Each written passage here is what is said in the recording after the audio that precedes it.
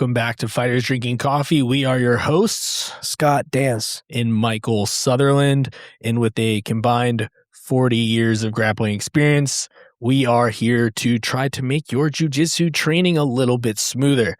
And I guess in today it'll be your competition experience a little bit smoother as well. I recently got back from the American Nationals, which will be well separated by the time you guys are hearing this, but everything still stands. It was my first, at least recently, my first competition where I was flying solo, and especially not near home. But first competition flying solo in a long time. And my nerves were insane, at least, leading up. Day of, it was a roller coaster ride. And it's been a while since it's been that intense. I've been competing a lot for a long period of time, and especially over the past year, I've been competing very frequently. So it was, I don't know, weirdly enough, I kind of liked it, but it was definitely having to be alone in my own head for an extended period of time was a new experience. Normally, framing this, normally I have other people are competing, or there's other people to kind of distract you from the nerves. And I know, Scott, you have done a lot of solo missions, so you're definitely gonna have some experience with that specifically. But I normally am able to distract myself with other people and other things because I'm not alone normally when I compete. So that was a new experience for me. But I thought this could be beneficial because a lot of people, when they compete for the first time, that's normally the biggest thing. That's usually what gets in your way the most, are those nerves. I know we've talked about giving yourself the space to hey dude, if this is your first time competing, you don't have the right to have expectations, but it's easier said than done. It is. But yeah, I thought we'd get into nerves and kind of how you can almost be your biggest enemy and your biggest critic, right? So yeah. Let's go. Let's go. Yeah. So for me, what I ran into is that almost doom spiral of what's going to happen? What am I going to do? What, they're going to do this. I'm going to do this. And maybe they do this and I do that. And you almost get in that which normally not a problem. This is also my first big comp at Brown, so that might have also played into it. But yeah, yeah, yeah, yeah. It's it's like the first fight you have to have is with these challenging, intrusive thoughts that present themselves when you're going to go do something that you biologically, your central nervous system is telling you is important, which probably, I mean, certainly is a turnoff for a lot of people when it comes to the subject of competitions. I think that's what blocks a lot of people from wanting to go and do it, is they just don't want to deal with that thought cycle. And so it's the biggest challenge. I think that is the real challenge of competition, is overcoming or learning to live with perhaps the mental battles that you have to face as you're doing this. So it's normal. Everyone does it. Everyone deals with it who goes out and competes, probably in any sport for that matter. But it's accentuated in this world because you're doing a one-on-one sport. It's a combat sport, so you have the whole Um, the whole ego quest of like how good, how tough am I, and in a martial art, which so it's like you're being very vulnerable, going out and kind of expressing that individually in front of a bunch of people, and like a major tournament kind of feels like the same thing, but multiple times, multiplied a couple times. So all normal. We talked about it with one of your training partners this morning. Who's going to go out and do his first jiu-jitsu tournament soon. And he was like, yeah, man, I'm nervous. Like, which is, me and John give him, I hope a couple good perspectives from guys, a couple, well, multiple times more experience in this world. So hopefully there was some value that he got from hearing that. And it was cool and a good teammate thing for him to be honest about that too, because, everyone deals with it. And it is certainly the most, I think, challenging part, like the jiu-jitsu part, becomes easier the more folks get comfortable with navigating these mental battles. So it's part of the game, man. It's when you compete, it's the biggest part of the game. Yeah, in my opinion. I think so. I mean, and I think it's also very important because a big thing about competing is actually, I mean, just jiu-jitsu in general, right, is getting better and kind of improving upon past you and beating past you. Mm-hmm. And so that little mental struggle is almost like a way for you to like break that down and beat that person, become that like new version of yourself, that better version of yourself. That really is the fight. That really is the fight game. You're right. You said it well, which is choosing to compete and continuing to compete is really becomes more about that than anything else. And like I say that because I suppose like ultimately the more comfortable you get with that quest of like calming your mind and allowing yourself to, in a public setting, go out and perform the best version of your jiu-jitsu. Because what I find for myself, when the mental struggles become greater and greater, we tend to like hold ourselves back a little bit, or we just don't perform our best. We know we can do a little bit better if we were in a better headspace for our competition. So it's like a way of confronting yourself with like these limitation struggles you have mentally that will, if you allow it, block you from going out and then expressing the physical aspect, the martial arts aspect that you're capable of. And so that is the struggle. That's kind of like, I think maybe as coaches, we need to do a better job of explaining that to people and preparing them for it. And to the best of our ability, like what we were doing this morning with your teammate Tiny, who isn't Tiny. Haha. How about that? Most people, great nickname. Most people named Tiny aren't, right? Correct. That's just the fun part of it. That is what's fun. But doing your best to say, hey, here's some tips and tricks to kind of like help fast track you through some of these mental challenges, emotional challenges, if you want to call it that all of us, quite frankly, face, to help you overcome it more quickly, because we all want to see you go out and put forth all the skills and hard work and the things that you've done in the training room when you get into the sport. So if you you'll see some people, like I think everyone always admires like watching like a strong mental athlete who can handle these things, the mental rigors, and be able to go and perform really well. And some people have that naturally. Some people, I would say most people just have to deal with it in some capacity. Like everyone has differing, I'll call it discipline. I don't know what else to call it. Like mental discipline, I suppose.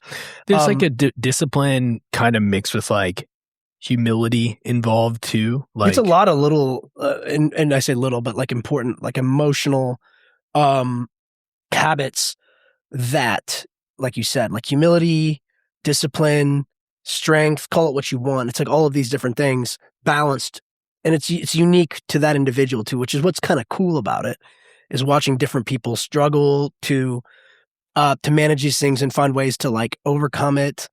Or if they don't overcome it, like kind of like learn from it and take the lesson, like, no, don't beat themselves up about it so they can find a productive, like you said, ultimately it's just meant to help you like get a little bit better at that quest.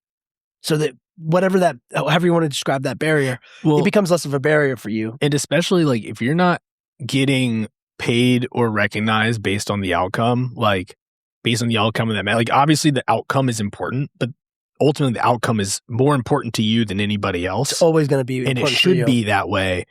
And like if you're not getting paid if you're not getting paid based on how that outcome is, you got to find value, right? Like you need to reframe that value. Like it's not about, what happens if I don't win gold? Well, if you don't win gold, then like life will go on. You're fine. Did you get better? Did you like? You have to do it, like you said, because to your point, like you're not getting paid to do it. Like, so as you said, like you better find some way to extract value from it, or you won't do it again, which is still okay. But well, and it's gonna make the experience better if you take the weight away from the results and the medals, right? Like if the, and I mean, I talked about this, I talked about this on like one of my, how you got, like, I don't know, to frame it like in a way that like, hey dude, if you look at it as like, oh, well, I lost and I got second place. Well, that's a whole, and so like this medal's worthless. No, dude, it's not. Like that's not how that, like I lost a shit ton. I still have medals on this wall, right? Mm-hmm.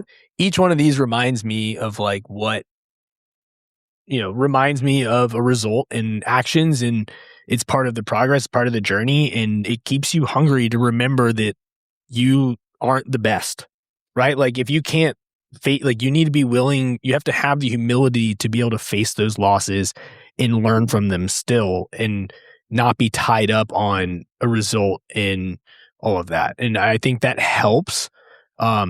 I try to remind myself of that before every match, and it actually helps bring me into the match. Like we've talked about those switches, like flipping switches before, and those triggers to help like get you in the mindset. And this helped me a lot with my nerves in Vegas. Like I turned off mode. I was like, hey dude, just tell me what to do. So I have like that, but I was like, hey, give me the warm up. And then like before every match, so I get warmed up, and like a part of the thing I do is it's not always out loud. This is sometimes just me in my own head, but I'll remind myself like, hey dude, one, have like a little pep talk with myself. The only person that cares about this result is you. The only, nobody can do this for you. The result is going to be a result. Like you take everything away. You take all the power away from the people around you that they might not even have, right? Like that perceived like power to shift outcomes from the outside, stuff that shit inside, internalize it. But remind yourself that like, hey, you just go out and you do your thing, and the result will be the result. Mm-hmm. Like you can only do what you can do. Mm-hmm. You can control what you can control. The other person on the other side is going to do what they're going to do. And at the end of the day, someone wins. Someone has to win. It's just how it is.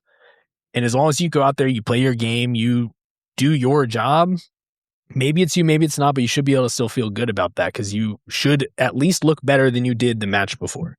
And so taking that weight off helped a shit ton. I mean, like I was super nervous sitting in my hotel room watching the bear. Probably didn't help. It's a pretty fucking hectic show.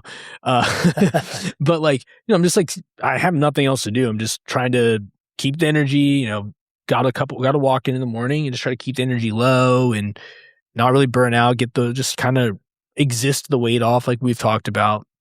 And, it's just like, it's very like, especially in a quiet little room, very easy to just start spiraling, and just have to remind yourself of these things, right? Like remind yourself why you're doing it, and that it is about you. It's nobody else really is. Dude, we should have John come back in and talk about this one of these days, but because, he just has so much interesting stuff to share and proper knowledge What I like about those individual experiences is that for the educational aspect associated with everything we're talking about, why it's harder for sure, but I think there's value in you having to like just sit there and kind of stew in it, because you'll it will when you have other people around, it is a nice kind of distraction to not be stormed with these thoughts with nothing in the way. And when you're talking to other people, like you can kind of like focus on other people and ask them about how they're doing and stuff like that, which is great. Like and ultimately what I would say to anyone listening, like you don't have to go and do this on your own.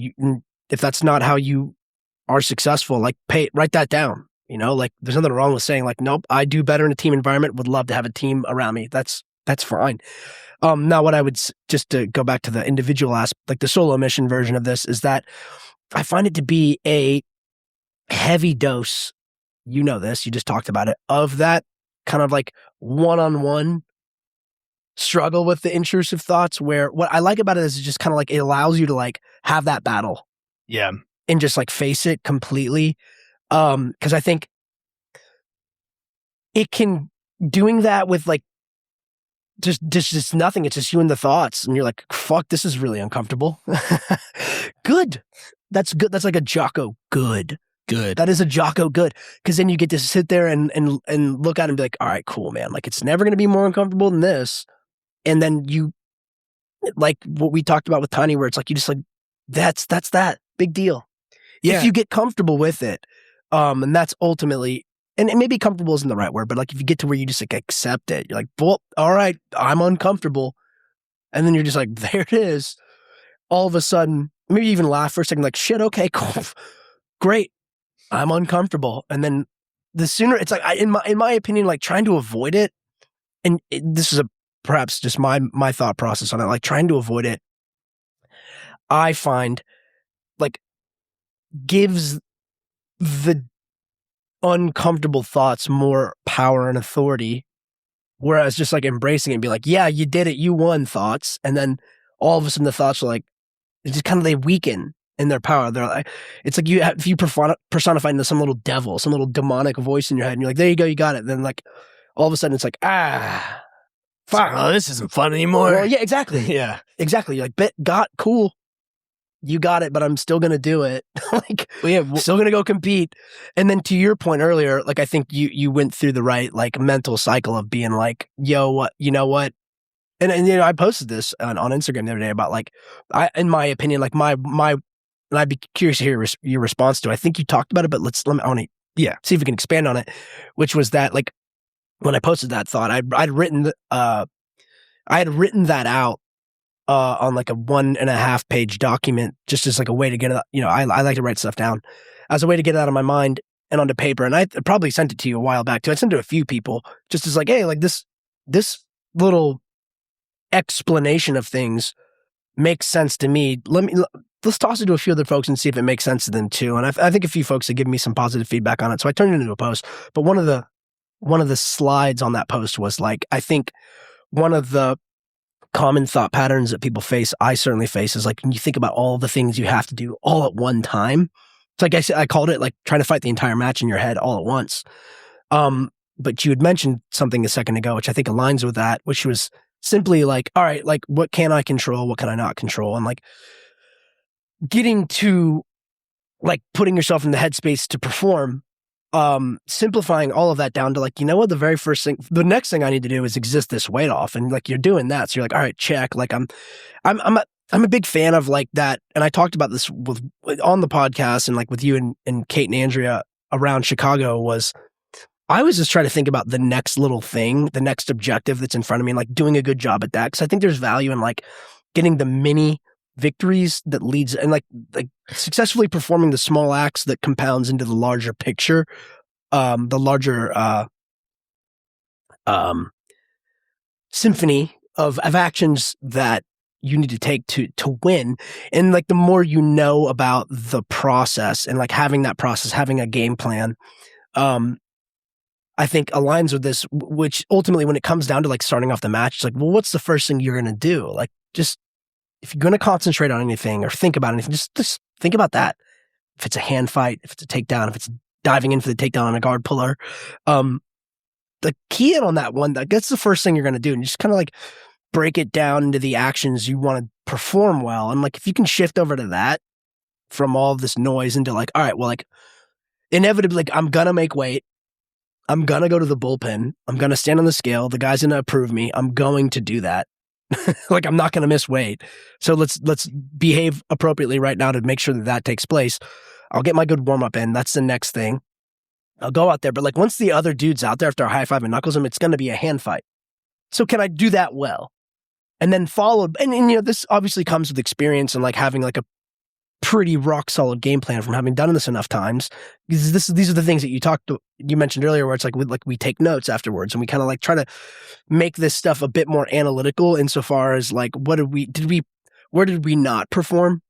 Where did we not have a plan, or where did we have a plan that just didn't work? But like you can write these things down and like take notes on it. Like we discussed your match after your match and said, what do we want to do practice wise to prepare to handle a situation a little bit better? Like, well, we have those notes. So like that gives you power over these complicated situations to say, all right, well, dude, that's one thing. And if I can do that one thing really well, like I know there will always be another challenge, but like this is becoming the person who is capable of identifying, call it a weakness, call it an area for improvement, or just something you want to work on, but like identifying that and then doing the work. Like these are the types of those patterns, those actions that individuals, that's what makes you that's going to turn you into a winner. Because I've said this, which is like the guy who actually Dave Porter said this too the other day, a couple months ago, which I was like, dude, that resonates. Because it's like the guy who like won't, if you're not going to quit and you're going to come back and you keep doing the improvements, how can you not get better? You're only going to get better because it's like you're a relentless, unstoppable force at that point. You're just the guy who's always like made a mistake, wrote it down, worked on it again. Guess what? Worked in the next tournament, did a little bit better. Won or lost, but like made a little different of a mistake, but or called a mistake, or you know, just an area for improvement. But because maybe you won, but you're like still taking notes, you're still running. That's how these guys. That's how the highest performers continue to perform at a high level. Which is even when they win, they're like there's identifying areas that like cool, like. To get to that point where you win all the time, like you've gotten really good at just like identifying what you need to do and executing at that, which shows you these folks have good habits. So like this is kind of like developing the habits and not letting like mental barriers block you from continuing to make good habits. Yeah, you have to be your biggest critic.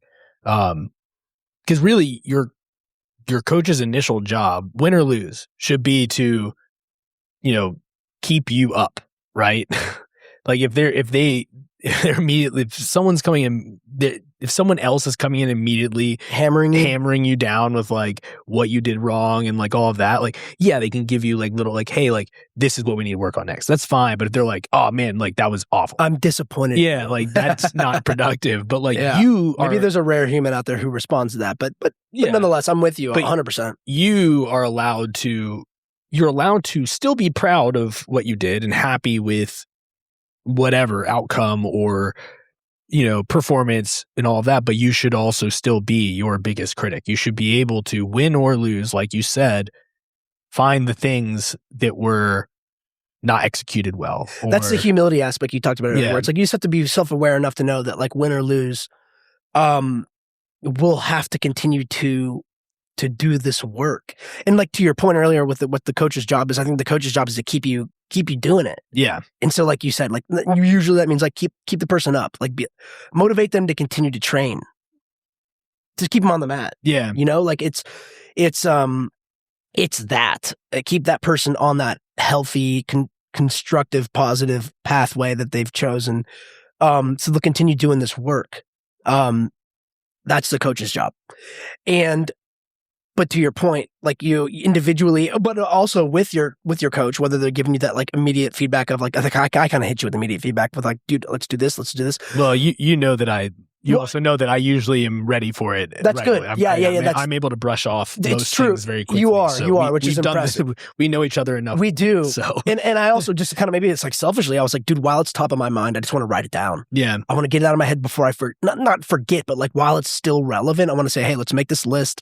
because like I know you're going to compete again soon. I also know like you're not going to, I couldn't talk you out of being on the mat. So I'm like, not that I would, but you get what I'm saying. I'm like, good, like you and I know you have other you can't discourage me. Correct. No, and I know that I knew that I wouldn't even by doing what I did, but I also know you have more action coming up. So I'm like, dude, let's write this down now. Let's do this. We're gonna. I think I did like the push feedback call, like here are the things we got to work on. And then I hit you with here are the things that worked really well too. Yeah. We were going to do both, but I wanted to get that list into your head for both of us, into both of our heads. Like, let's write this down now. We'll face more opponents like this. We're going to like, this is good. Like, let's get it out of it. Let's like express it in writing to hold ourselves accountable to say, all right, cool. Like, you know what? There's a simplicity to it. Like I watched it, you watched it, we rewatched it. We're like, bet, like this is what we need to do. Cool. Write it down. Easy. Yeah. Well, it's going to be work, but it's easy. But it's like, hey, but we do this. You're going to work exactly on what is required to like improve in some of these scenarios. So that's why. Well, I actually kind of like it the way through like text like that too was, and we also, we talked on the phone too, but like through text, it also was still pretty, it was kind of good like immediately, right? Because we can text about it. Because we called, did we talk about the next morning, right? But like you texted me some of the stuff and like we were texting back and forth and like it's almost good because a lot of the time right afterwards, you can't really digest, right? Like, yep. Unless in the case of like Chicago, we're like, hey, like this is immediate, like it right away. We were face to face and you had another match. Yeah. So that made that exercise. That was almost like corner talk, right? Correct. Like this is a little bit different, but like when it's over and like it's done and that's like the end of the day, it's really hard to digest like a verbal conversation about a match. Cause like true. You're running through everything. You're like all of the all of the feelings and thoughts are rushing back into your head too, because you shut all of that down when you go out there. At least I do. I try to turn my brain off like almost completely because my brain is active. Too active. Like, if I think too much, I will lose, regardless of everything else. But so like, you kind of like are opening the floodgates again. Like you start thinking about it. You're thinking about the match. You're thinking about all the other shit you were thinking about all day, and like everything like starts coming back in. And it's hard to like listen to the feedback from outside because you're giving yourself that feedback right now in your own head, and like it's just like okay.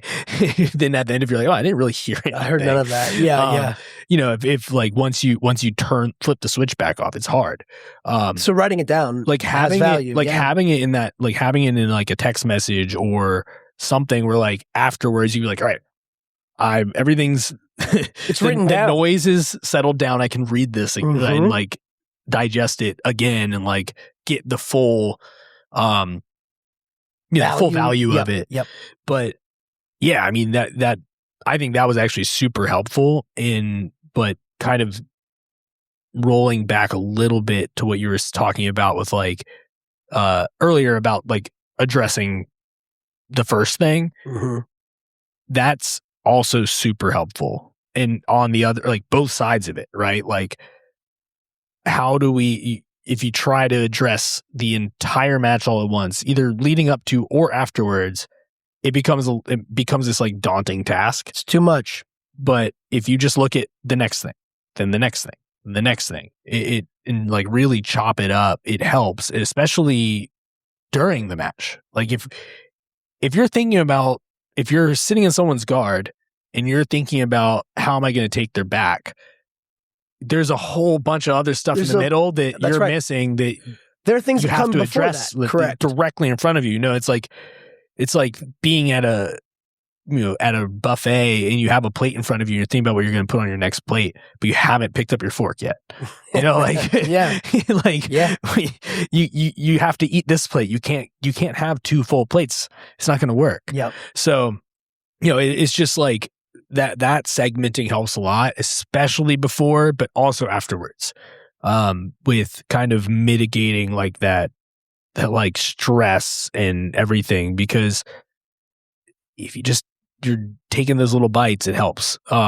Afterwards, it helps too, because it helps like keep you from going back into your spiral of like, oh, well, like this happened. If you just focus on like, all right, I've stepped off the mat. Match is over. All right. Depending on what it is, all right, I need to go back to the bullpen, get ready for the next one. Or, hey, we'll go out. I'll say hey to coach, say hey to whoever was there. All right. Then we need to go to the podium. All right. Go sit at the podium. All right. Get the medal. Get that done. Like finish your job. Right. Like, all right, I need to hop on the podium. I need to get my picture. Like, win or lose, you should be going to the podium regardless. Yeah. If your name is on there, go up there, get your picture. It's out of respect for everybody else too. Yeah. Like, don't be the guy that doesn't show up to the podium, holds up everyone else's day. That's crazy talk. If you want to throw your medal away afterwards, whatever, dude. I disagree with it, but that's fine. Yeah. On that note, man, it's like anytime, I'll tell people when people like feel like, I don't know, shame or whatever for the medal they've received for whatever the reason is. I'm like, I always ask them like, did you show up and compete? Yeah. I'm like, yeah, well, go get the fucking medal, man. Like you did it. Like you didn't like, yeah, but I lost or whatever. Like, yeah, big fucking deal, dude. Yeah. Like, how long did you train for this? How long did you did you pay to go do it? How much work did you do to get the weight off? Did you fight that fight? Yeah, I did. Like, well, then go get it. Yeah. Like you can still think whatever you want to think, but like, go pick it up, man. Like you said, maybe it is for the whole environment out of respect to the game. Like, go do it, man. Like, don't be a crybaby about it. Well, and don't disrespect yourself by that's the biggest part. I mean, even more so, like whatever the other people, like you still should, because you're just holding up other people's whatever, like, but don't also disrespect your own work and everything else that you put into this. Like, dude, every single, like, especially like right now, which will be after whatever, it'll be done when this comes out. But right now, like 13 dudes are all training their butts off for the past 8 weeks. Like, I mean, talking like busting their asses for 8 weeks. And we've talked about it too with like training partners, but everyone's busting their ass for 8 weeks. And in that case too, like you show up, you do the work. I don't care if you lose and get a third place medal. If you get a third place, you did the work for 8 weeks. Your training partners helped you, like showed up and put their time and energy into helping you get ready for this, and you not going up there. And I'm like derailing this because it's fresh in my mind because I keep seeing people posting this shit about like default medals. But there's people that help you get ready for this. There's people that helped you end up where you were. You made weight. You went out there. You fought. These people watched you fight. They are pumped that you went out and did it. They're proud that their gym is being showcased, and that you went out there. You busted your ass against this other guy. You probably even gave them a hard match, right? Like guaranteed, you gave them a harder match than they've ever had. And then you go up there, you get your medal, and you pout about it, post it on social media that you're pouting about it. Like, yeah, that like, oh, I don't deserve this. You shouldn't take participation trophies. It's like, dude, well, it's a little more. It's not that. That's not what it is. Yep.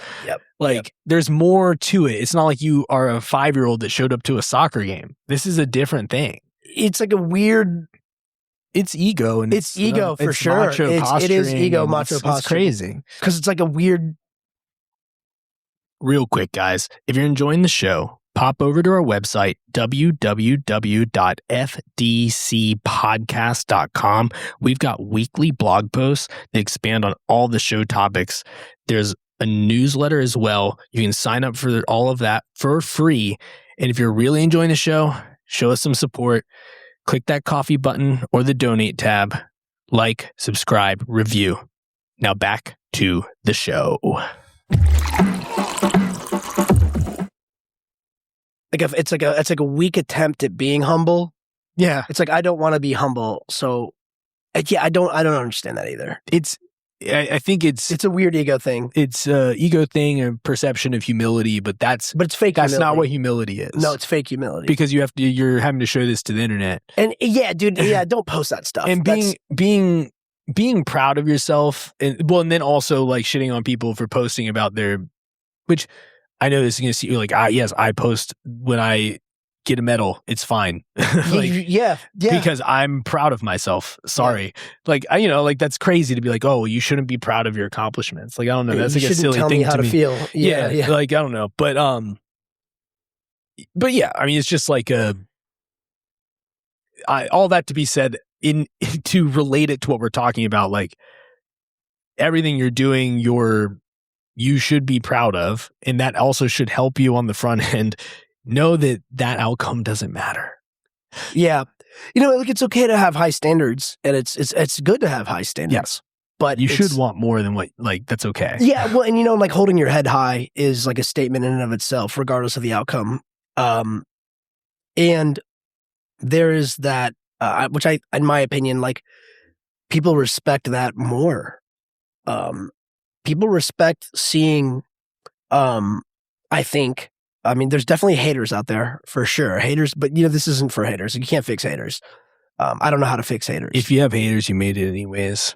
Allegedly. Well, I think there's some truth to that, but yeah, so big deal. Like you can't fix haters, but like, I respect it when I see dudes who are like veteran winners who like proudly post their failures and then show the world that they're like, big deal. Yeah. Life goes on. I'm going to keep going. There's some valor or something to that. There's like wisdom, there's humility.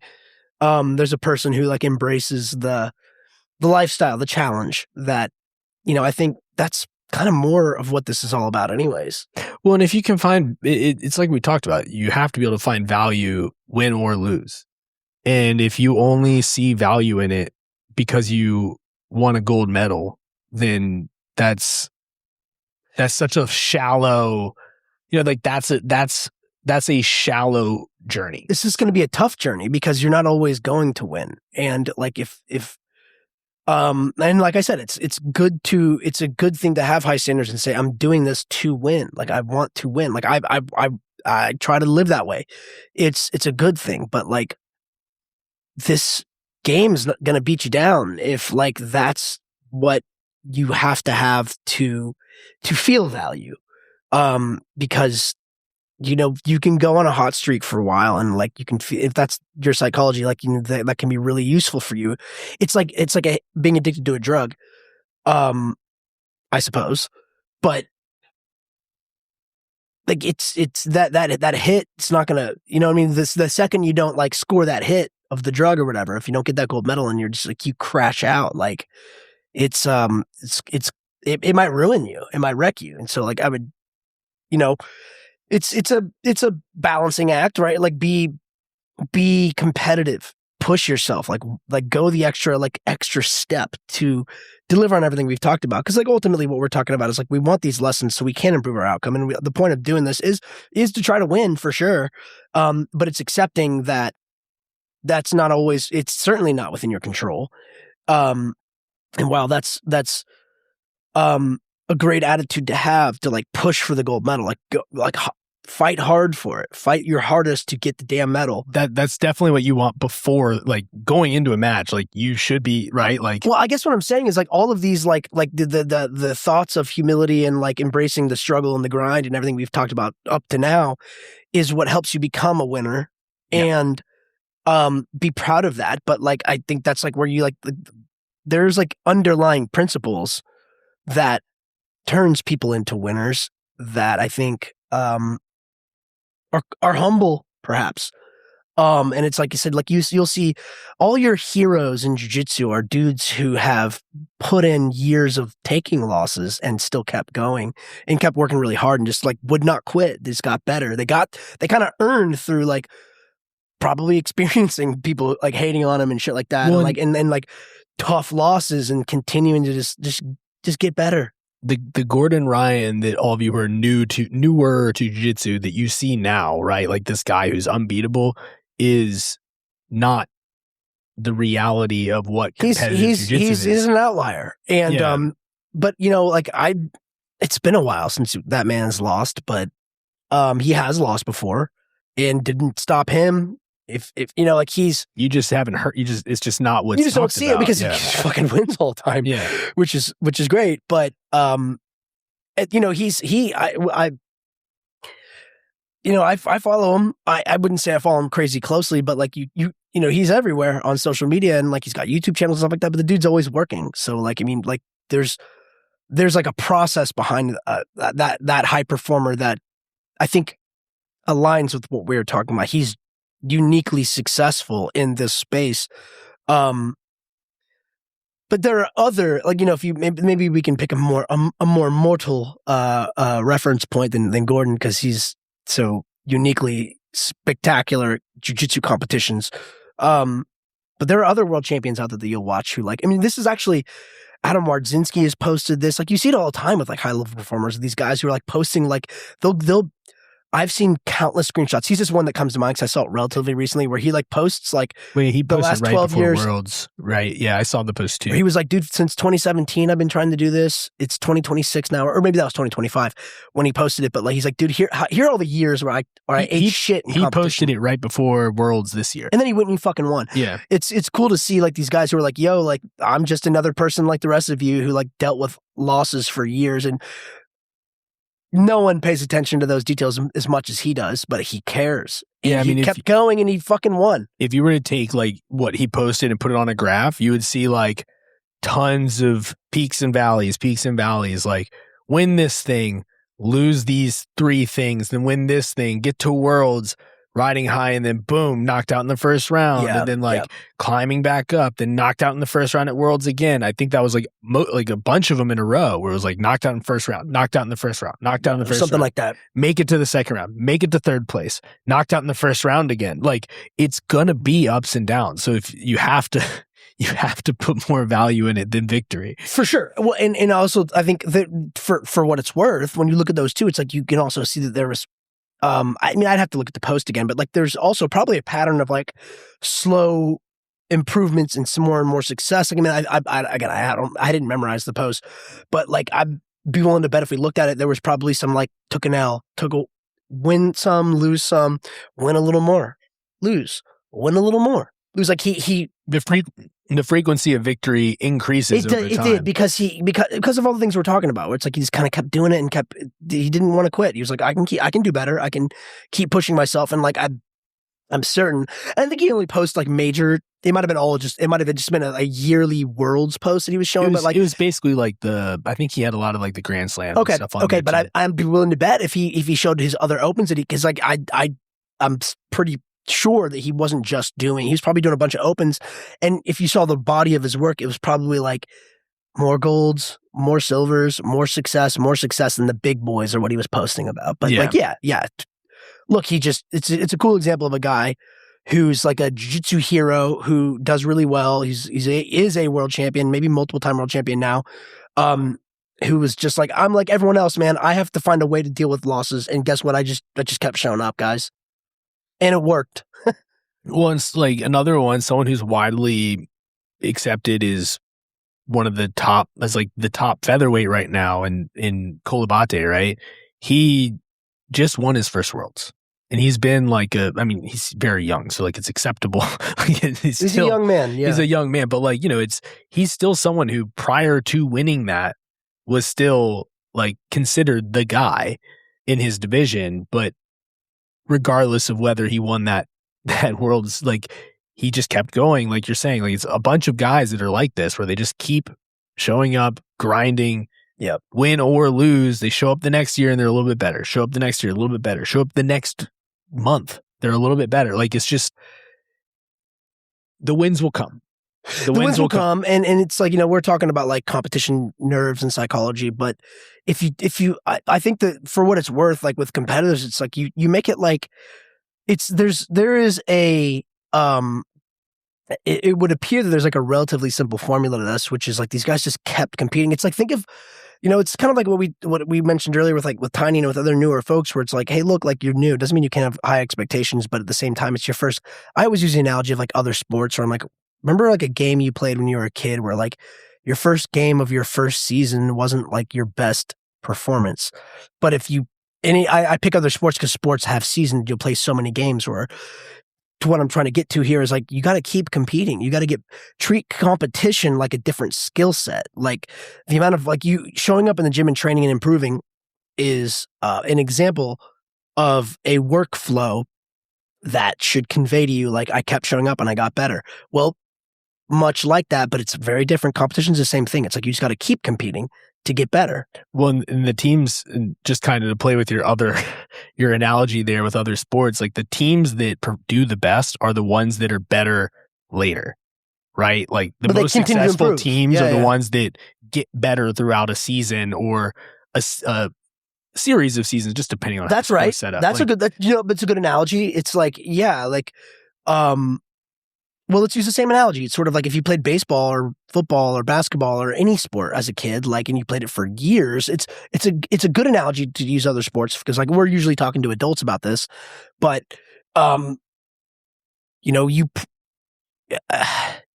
you'll play baseball for years as a kid. If you keep showing up every year, like you're going to get better year over year. Like you're going to play full seasons. By the time you become really good or like at a high level competitor level, like you've probably played multiple seasons of it. So like, why would this be any different? Why?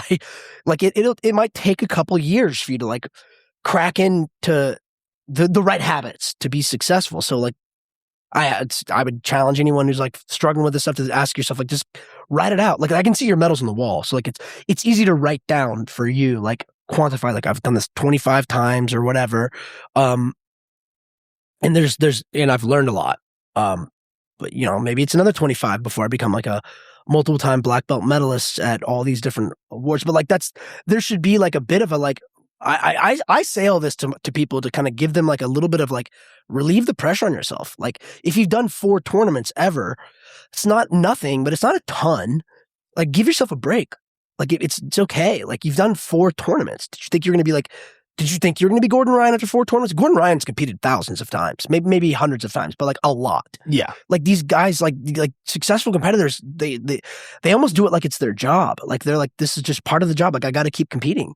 Cameron Hurd posted that one time a little while back, and I admired that. And he wrestled for a bunch of years, so it's like I think he had that awareness from his competitive wrestling, where it's like I don't know when he started wrestling, but I assume like let's say relatively young. He wrestled in college, like 4 years of college. I don't know how many matches that is. Let's say it's 40 matches a year. I don't even know if it's that.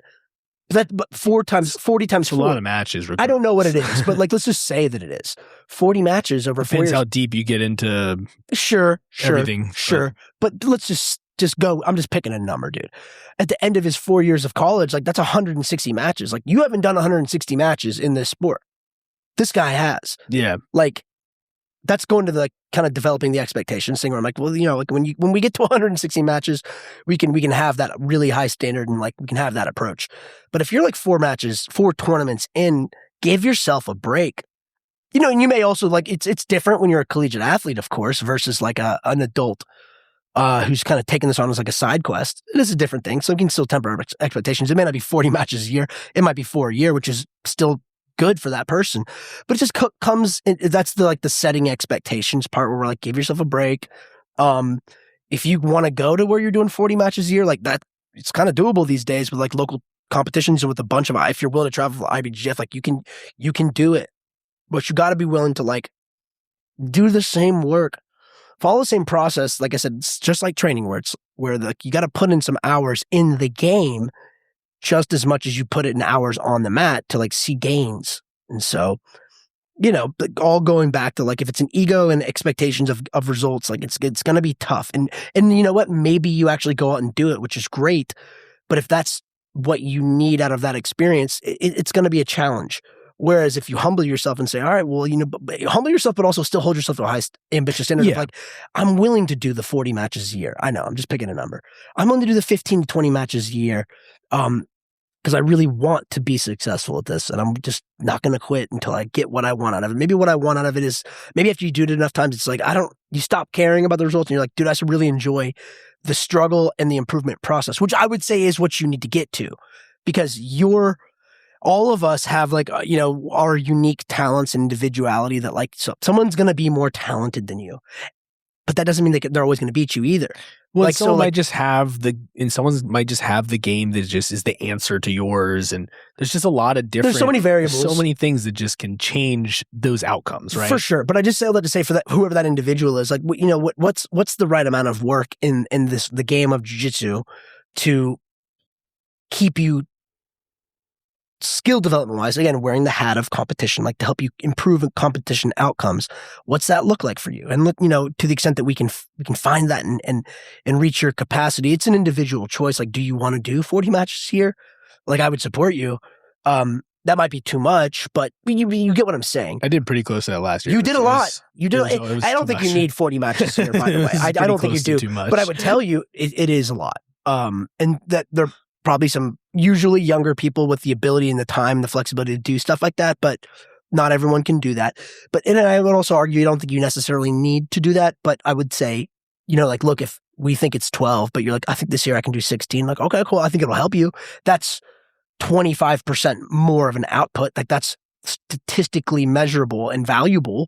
But it may not be necessarily realistic, but like, I just say that to say, like, it's more work. And like most things in life, like the harder you work at things, like you will get more results.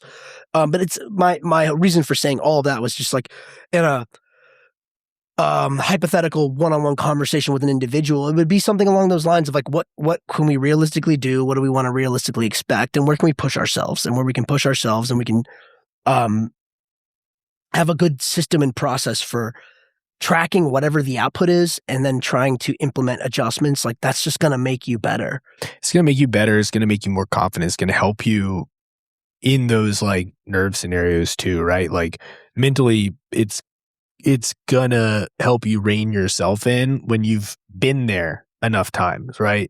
I mean, it's just like everything else that we talk about, like reps, right? If you're getting those mental reps of existing in that space, right? Having to experience those experience that nervousness, that anxiety, and like all of that comes along with that like pre-tournament, pre-match experience, I guess, existence.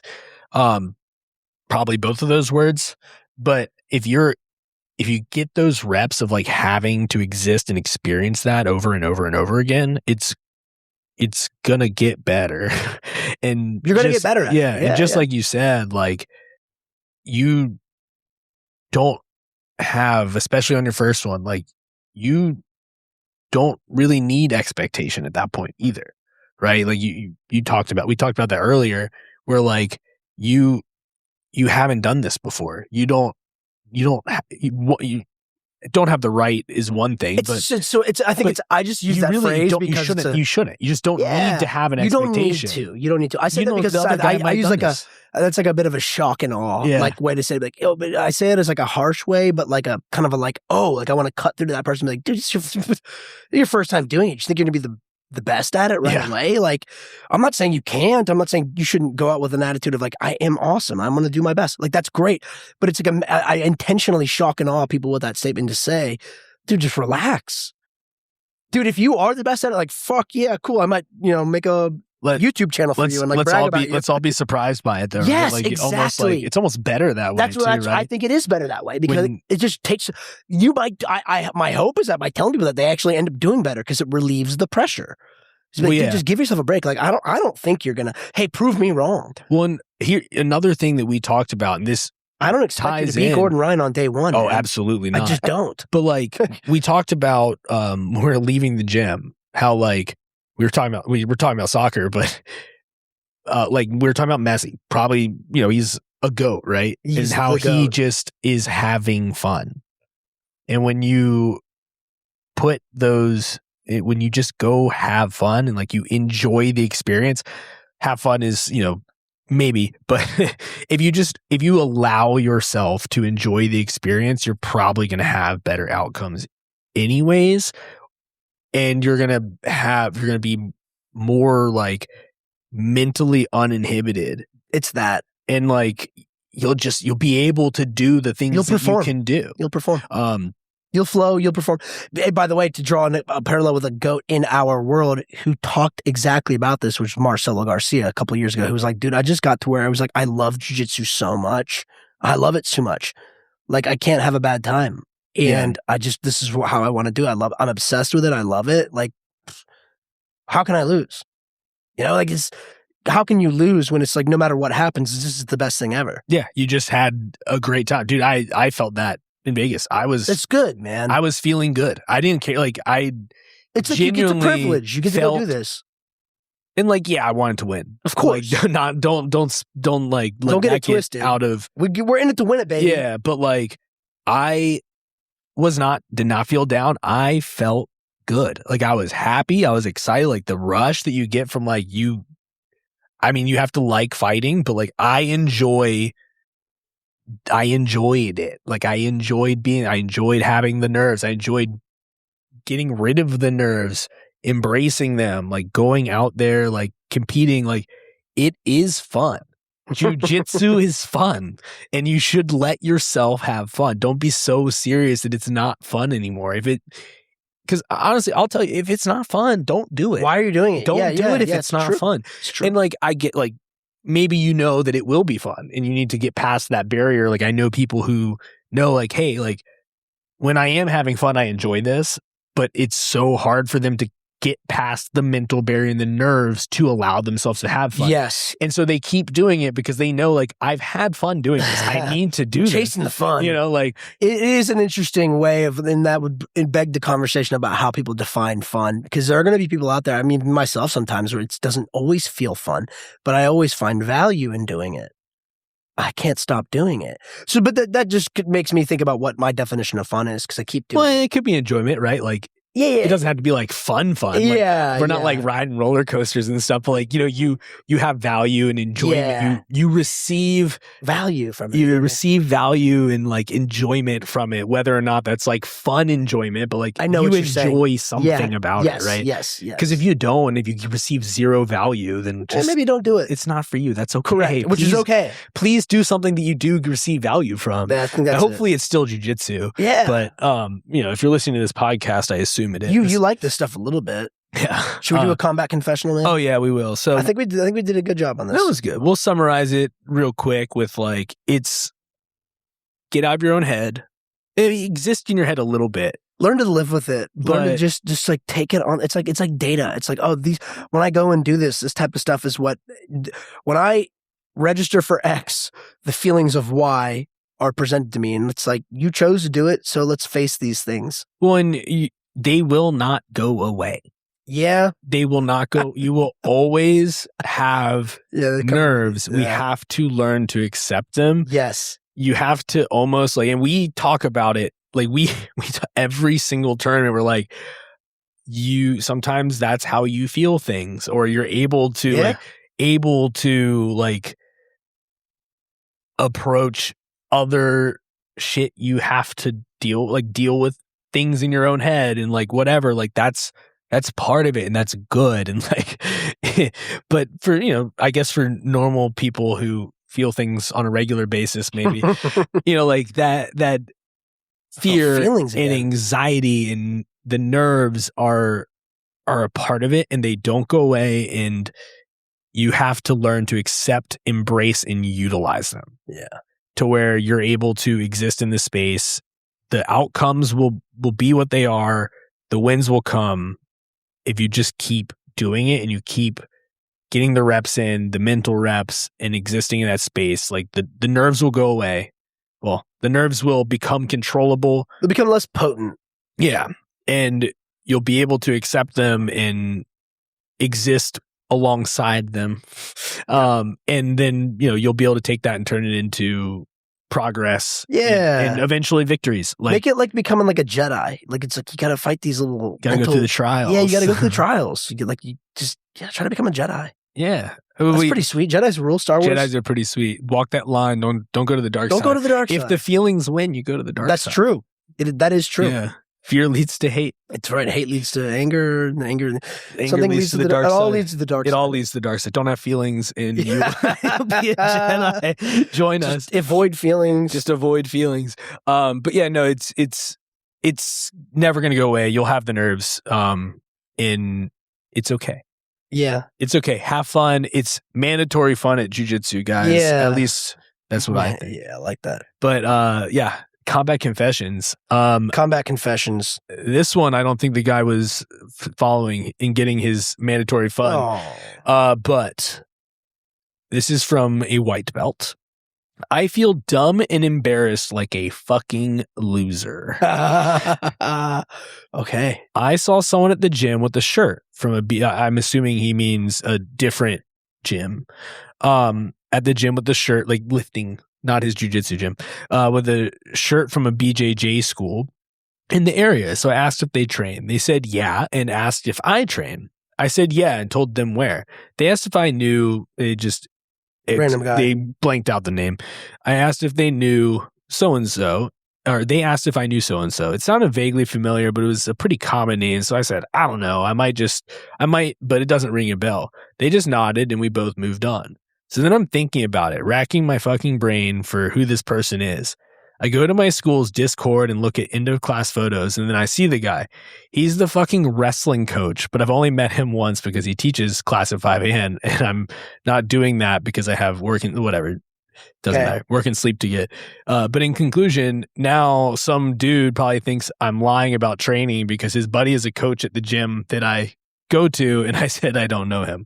But I'm go to the fucking 5 a.m. classes because my name isn't Jocko. Fuck. But yeah, so this guy, he's embarrassed about that. He's embarrassed that he didn't know one of the coaches at his gym. Sorry. So this the guy that the guy was asking about is like a coach at the gym, and now he thinks that this rando thinks he doesn't train, which is pretty funny. It is.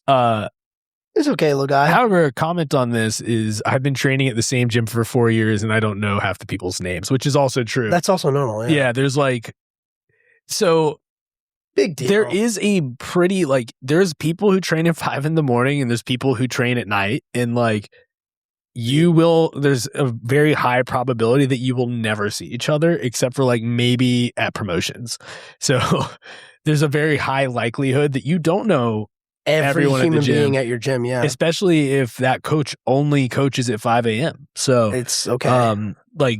You can not worry too much about that, but he was a white belt, you said? Yeah, this is a white belt. So he's new, so he's a new guy, he doesn't understand the culture. But he was maybe thinking, he's like, oh, another jiu-jitsu guy, he'll be my friend, and then he wanted this guy. I don't know what he wanted out of that interaction. Well, I think he wanted to we're friends. He's still a white belt. He's still a little insecure about his jiu-jitsu. I'm sure.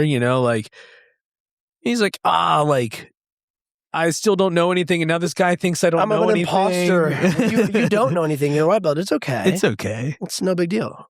It's okay. If you actually go to the gym, that coach doesn't know who cares? your name either. Yeah, true. That's for sure. That coach definitely doesn't know your name either because you don't see him ever. That's funny. Yeah, and then someone did also affirm the AM and PM classes are two different schools. It very much is. We were talking about this today. They're the AM and the PM are very much they can have separate identities too, because it's just different people at different times of day. And, the guys that wake up early versus the guys that go to bed late are two different animals, right? You have nocturnal people. And different breed. You have diurnal? I don't remember the term for it. Doesn't matter. Who knows? This guy says, as a law enforcement officer, you should smoke whatever is decriminalized in your region. That's funny. I don't know but I like that.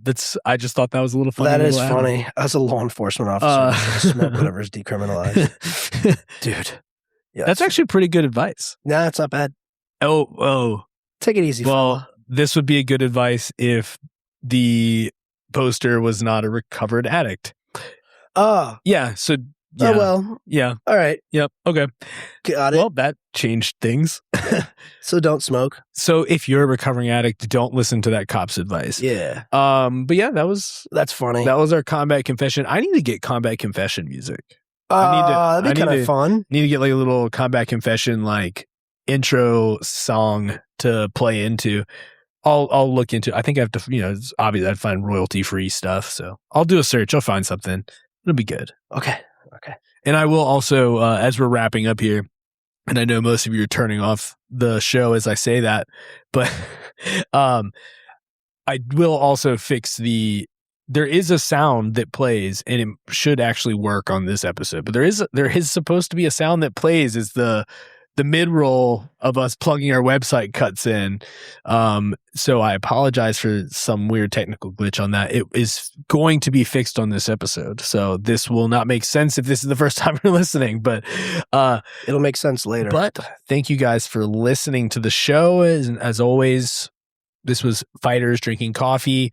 Rate, review, subscribe, 5 stars on those ratings. If you don't have them, then if you feel so inclined. If you don't like the show, then that's fine. Keep it yourself. Rate 5 stars and tell us we suck. That's cool too. But it helps grow the community, pushes out to more people. You can hop on the website. You can drop reviews there. That's actually even more beneficial for us. And that'll be www.fdcpodcast.com. And if you have your own combat confessions or stories from the gym, jiu-jitsu stories, you can drop them on the website. There's a comment page or contact us page. You can click on that and fill out the form, put in your info, belt color, if you want your name included, and type in your combat confessions there, or you can leave us a voicemail by going to the little microphone in the bottom right-hand corner. Click on that bad boy, leave us a voicemail, and you will be featured on the show. And then if you want to support the show even further, all of that is great, but if you want to support the show even further, there is a donate tab. You can click on that and donate to the show. That helps keep us rolling here, helps us keep upgrading things as we've done so far, and get you guys the quality you deserve. But that was Fighters Drinking Coffee. We love you guys. Bye. Bye.